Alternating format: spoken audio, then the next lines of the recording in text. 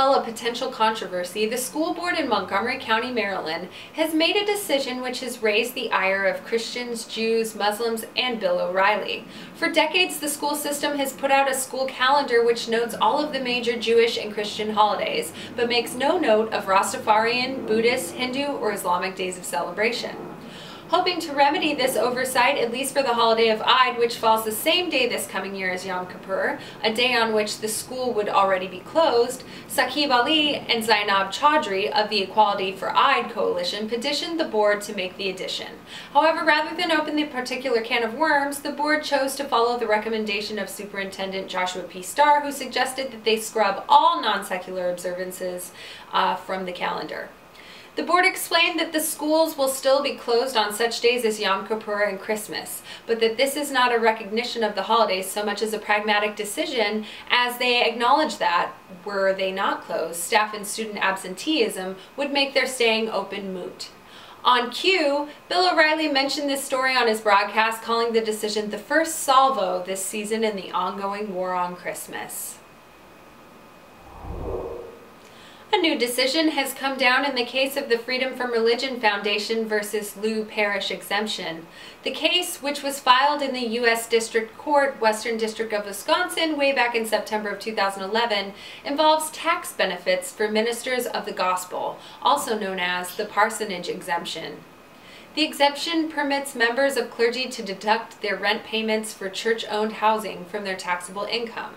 Last year, U.S. District Judge Barbara B. Crabb ruled in favor of the FFRF, but an appeal was filed by the Justice Department and arguments were heard in the 7th Circuit Court of Appeals last September.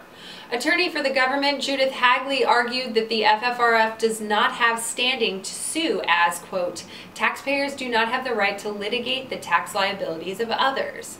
The appeals court sided with the government and in their decision said, the mere fact the discrimination is occurring is not enough to establish standing absent being personally denied equal treatment. The FFRF could refile to demonstrate that they have in effect been personally denied equal treatment. However, to do so, the organization would have to argue that it is a de facto church, a claim that they have routinely publicly disavowed. Former child star turned evangelist Kirk Cameron recently gave a telephone interview to Rebecca Cusey, entertainment writer for the Pathos family of blogs.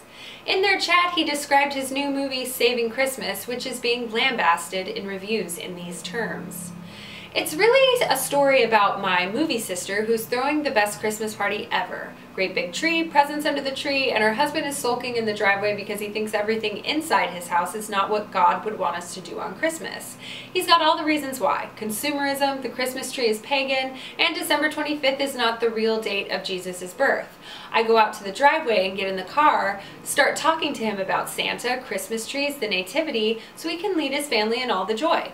Cusey was largely unimpressed that the movie was even necessary. She remarked, "First, the film, as described, is not so much a story as a lecture with a story around it."